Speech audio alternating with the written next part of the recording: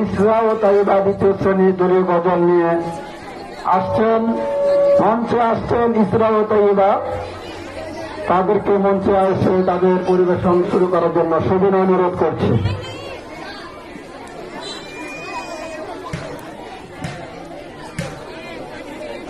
আসসালামু আলাইকুম।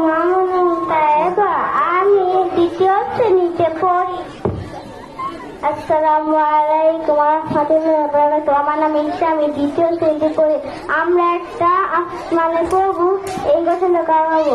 তুমি আসমানে থাকো প্রভু, আমরা জমিনে